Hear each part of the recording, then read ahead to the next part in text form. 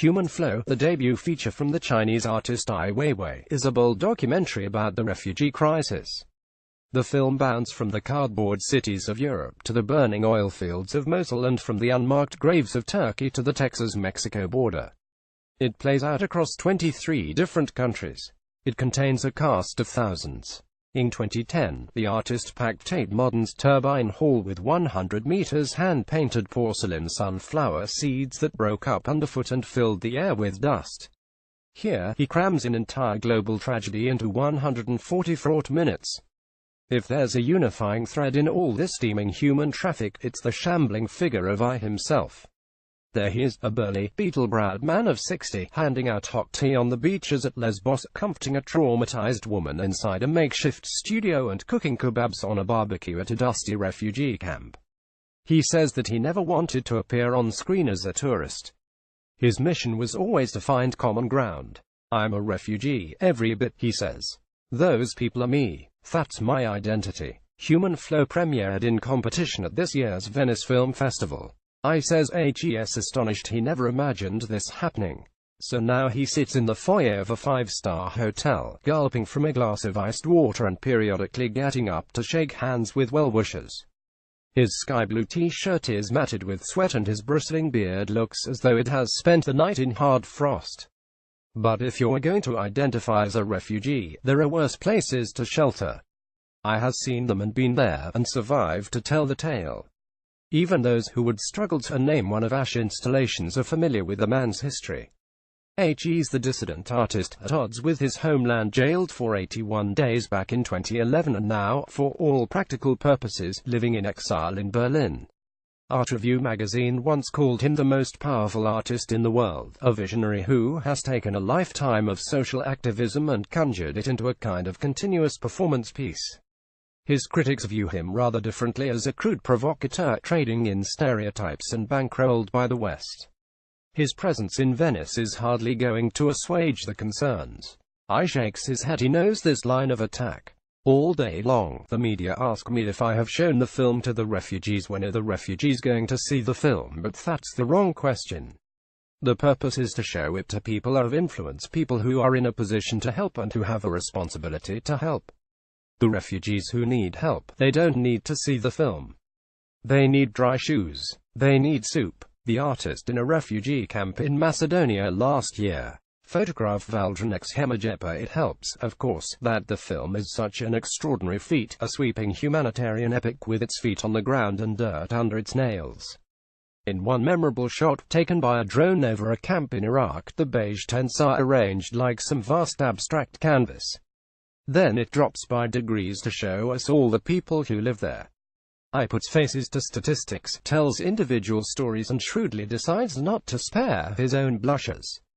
At one stage, he playfully swaps passports with Mahmoud, a refugee fleeing Syria. Mahmoud, for his part, is happy to do so. He adds they should probably swap houses as well, a nice Berlin studio. In return for a hot, crowded tent, the director chuckles gamely, but won't take him up on the offer. It's a moment that exposes the gulf between them. Ai winces at the memory. "Yeah, that was the worst feeling. That really got me. Because if you're passionate, you think you mean what you say. You tell these people that you're the same as them. But you are lying because you are not the same. Your situation is different, you must leave them. And that's going to haunt me for the rest of my life." He was raised in the teeth of the Cultural Revolution, the son of a poet who fell foul of the party. The family home, then, was in exile, first in Manchuria and then a labor camp on the edge of the Gobi Desert. His father was put to work cleaning toilets. He attempted suicide several times. Witnessing that helped shape Ai's worldview. "My father went through an unthinkable journey," he says. "But it was one small section of a wider human struggle. There's no end to that struggle. It's the reality we deal with. We all have a short life. We have only a moment to speak out, to present what little skills we have. And if everybody does that, maybe the temperature changes."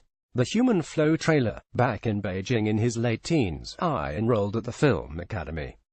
Cinema, alongside poetry, was probably his first love. He adored the work of Fellini, Taxi Driver and the Godfather movies, yet now feels the heyday of narrative film has passed. If you watch the news, you realize that film has lost its advantage in showing daily reality, he says. So it's over, it has gone, it has already happened. We have too many images on the internet every second. Spend half an hour on social media and you get much more information than you could ever get into a film. He took his first flight from China in 1981, when he boarded a plane for New York, intending to shake off his shackles and start a new life in the West. He still remembers his descent into JFK. It was like a sci-fi movie, like being dropped onto an alien planet. All the language, the knowledge, they just didn't work anymore. I looked out of the window and saw the city below. The flood of light, that totally absorbed me. Because I grew up without light, not even candles, just this very low-quality gas, the fumes would make your mouth black. And then, all of a sudden, to see those lights. All that energy, that's a real monster city. I felt like a moth. I wanted to die in those lights. At the time he referred to himself as an artist. These days he says that wasn't really the case. He worked on building sites and as a gardener, very occasionally as a sidewalk caricaturist. Pretty much everything that he painted he tossed in the bin. New York was an education, but it never became home. It was only back in China, in the early 90s, that he finally began to find his range. Ash work is rooted in conceptual art and Dadaism. Mercurial Marcel Duchamp remains a vital touchstone. So he found objects and then set about them, often with subversive intent. He smashed an antique Chinese pot for his photo triptych, dropping a Han Dynasty, and doused others in industrial paint for the exhibit-colored vases. And as he gained in confidence, his activism crept into the art to the point where the two elements became indistinguishable from each other. All creative activism, if it works well, is a work of art, he tells me. The same way that every good work of art, if it concerns itself with reality and politics, is a form of activism. Sometimes, yes, they are separate. But maybe not for me. I was born into all that. I am used to it now. His run-ins with the authorities are not just a biographical footnote. One might better claim that they are central to his art. First, he outraged the government with a political blog. Then he handed them over the listless response to the 2008 Sichuan earthquake, documenting the names of every student who perished and mounting a huge installation of 9,000 children's backpacks. For his trouble, he has been thrown into jail and punched by police. When the blow was revealed to have caused a bleed on his brain, he filmed his medical treatment and posted the picture on Twitter. In this way, perhaps, even the plastic bag of his blood becomes an Ai Weiwei work of art. A scene from Human Flow. He describes his present base in Berlin as a dormitory existence.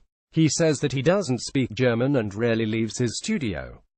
He works through the weekend and says he never takes vacations. And all this is okay, the work keeps him occupied. Also, it's still very dangerous for me to go back to China. 12 of my lawyers are still serving sentences. One for 5 years, another for 10. I call my mum on the phone, she's well over 80. And she always tells me, don't ever come back. I ask what he thinks of China's current prospects. To a Westerner, his homeland looks to be in the ascendancy. It is well placed to profit from the actions of a wayward, bellicose U.S. administration poised to become the undisputed global superpower. But I pulls a disgusted face. He thinks I'm missing the point. Can China be a global power? I don't think so. It can gain an advantage, that's true. But it doesn't have soul. It doesn't have heart. It doesn't trust its own people. So it has no self-identity in the sense that it has never accepted human rights as common values. No freedom of speech, no independent judicial system. If those don't exist, how can you have creativity? How can you be a country? So forget about China. China is an illusion. It's there, it's large. But nobody can tell you what it is. The way I tells it, he exists in a perpetual state of flux, rootless to the core. He likens himself to a leaf on a stream, carried this way and that, never knowing where he is going to wind up next. Up to a point, this makes perfect sense. But it strikes me that there's another way of framing the man's story, one in which he is a far more active agent. In this version, Ai has spent his life in opposition to his homeland, in a perpetual state of friction, not flux. If anything has defined him, it is his relationship with China. Without China, I suggest, he wouldn't be an artist at all. Yeah, exactly, says I. The notion pricks his interest. I would be what he asks. Without all the yelling, without the prison, the beatings, just what would I be? Probably right now I'd be walking down Broadway, just like all the other immigrants, trying to find the next job, pay next month's rent. Or I'd be back in China, running a restaurant. Or in a suit, in an office, another Chinese citizen. He reaches for his water. But maybe not, even then, because my father was a poet. He brought me up on Whitman, Neruda and Rimbaud. All that made me feel there was another possibility, and that struggle means freedom. That, I think, is the revenge of life. Does he ever wish that it could have been different? Imagine for a moment there had been no banishment to the desert. No humiliated father, no prison, no Berlin. He might have led what passes for an ordinary existence. Wouldn't he sometimes prefer to be running a restaurant in Beijing? Good question, he says. Of course you are human, you sometimes wonder these things. But I still think I would choose exactly the same path, even though the steps that I have taken have been very hard. It has been so ugly, so painful, but it has also brought so much joy. I think him a person who finds joy through difficulty. He barks a short laugh. No difficulty, no joy. Human Flow is released in the US on the 13th of October.